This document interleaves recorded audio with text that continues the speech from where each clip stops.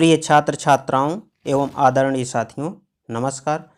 RD Hindi lecture में आप लोगों का हार्दिक स्वागत है।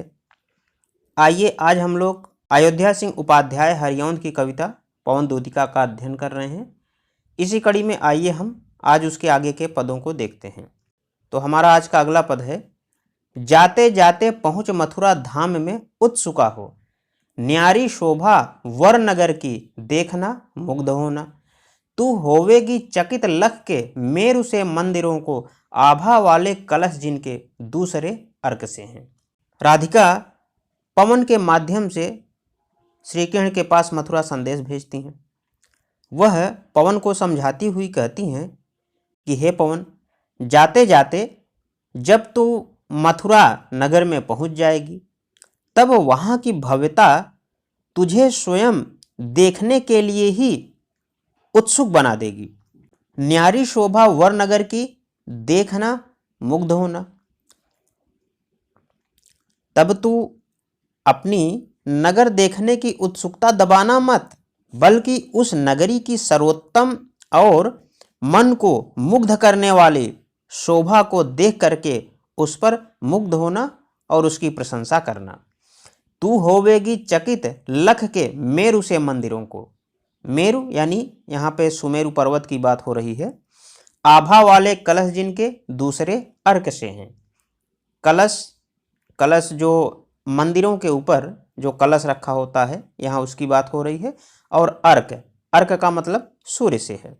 राधिका कहती हैं कि जब तू मथुरा नगरी पहुँचेगी तो वहाँ दूसरे सूर्य के समान चमकती आभा वाले कलशों से युक्त सुमेरु पर्वत जैसे विशाल और ऊंचे मंदिरों को देख करके तू आश्चर्यचकित हो जाएगी।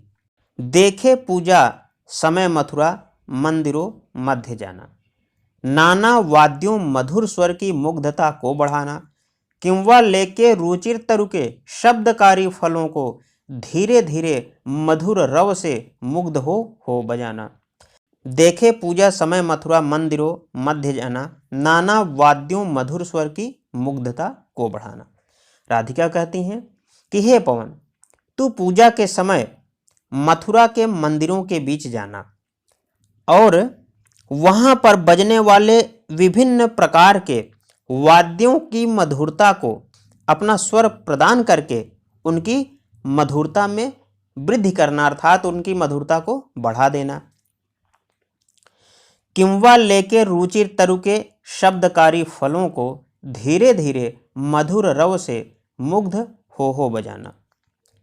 अथवा तू वहाँ के मंदिर परिसरों में खड़े विविध प्रकार के वृक्षों में से अपनी पसंद के वृक्ष का चयन करके उसके फल, फूल, पत्ती अथवा तने से शब्द रूपी फल को ग्रहण करके धीरे धीरे बहते हुए मधुर ध्वनि के साथ मुग्ध होकर अपना राग बजाना। देखिए, यहाँ कवि का संकेत यह है कि संगीत की मधुरता वायु की गति पर अत्यधिक निर्भर करती है।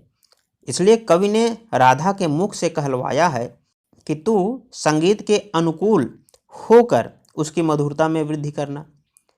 जैसे बांस के तने, पीपल, बरगद अथवा अशोक के पत्तों से गुजरती हुई वायु अत्यंत मधुर ध्वनि उत्पन्न करती है।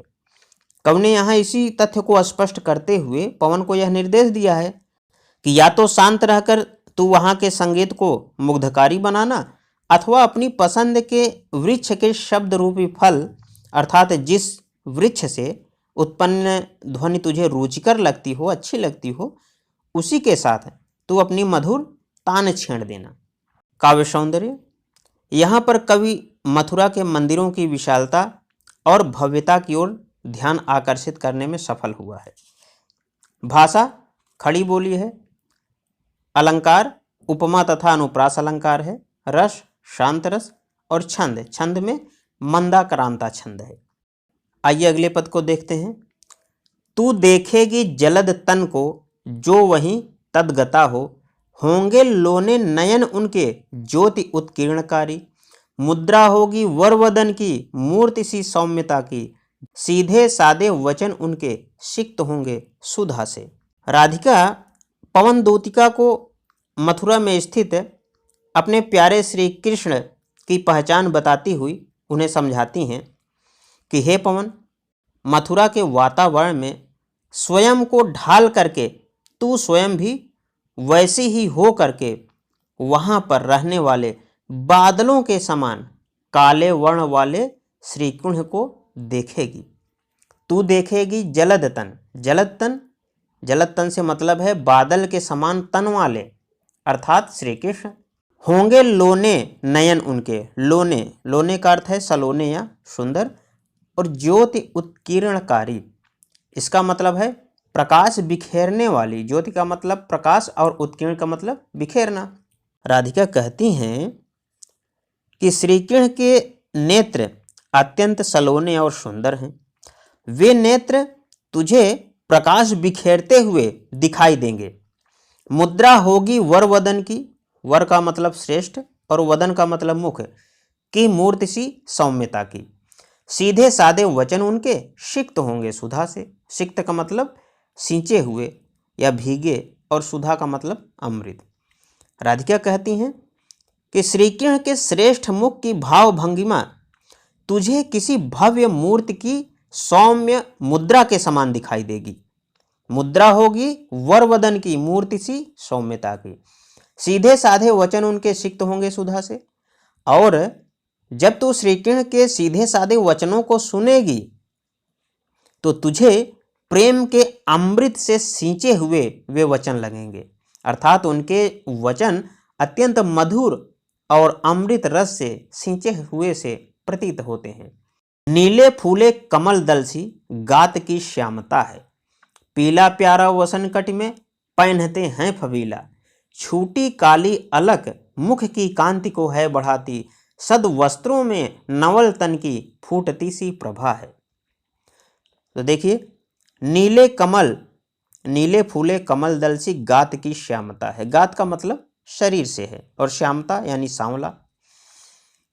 राधिका कहती हैं कि हे पवन, नीले खिले कमल पुष्प के समूह की श्यामलता के समान ही श्री कृष्ण के शरीर की श्यामल छवि है। जैसे नीले कमल पुष्पों के समूह की श्यामलता अत्यंत मनोहर होती है, वैसे ही श्री कृष्ण का सांवला रंग भी बड़ा सुंदर है।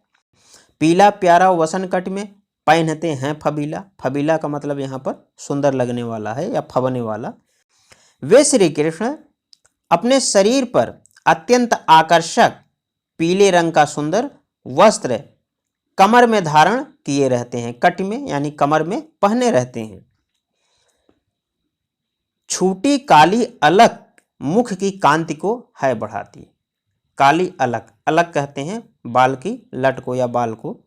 राधिका कहती हैं कि श्री कृष्ण के माथे पर लटकती बालों की एक लट उनके मुख के सौंदर्य को और बढ़ा देती है। सद वस्त्रों में नवल तन की फूटती सी प्रभा है। नवल तन यानी नए शरीर की। श्री कृष्ण सुंदर वस्त्रों में, सद वस्त्र का मतलब सुंदर वस्त्रों से है। श्री कृष्ण के सुंदर वस्त्रों में उनके रमणीय शरीर की कांति उत्कीर्ण होकर के वहाँ के वातावरण को मनोहर बना रही होगी, अर्थात श्री कृष्ण के सुंदर शरीर में पहने हुए सुंदर वस्त्रों से उनके शरीर की आभा प्रकाश सी बिखेरती रहती है। तो आइए इसका भी काव्य सौंदर्य देख लेते हैं। इसमें श्री कृष्ण की आकर्षक छवि का मनोमुग्धकारी वर्णन किया गया है। भाषा खड़ी बोली है। अलंकार उपमा एवं अनुप्रास अलंकार है। रस में विप्रलंब श्रृंगार या वियोग श्रृंगार। छंद मंदाक्रांता छंद है। तो इसी के साथ इस वीडियो को हम यहीं पर समाप्त करते हैं। अगले वीडियो में हम शेष पदों को देखेंगे। तब तक के लिए नमस्कार।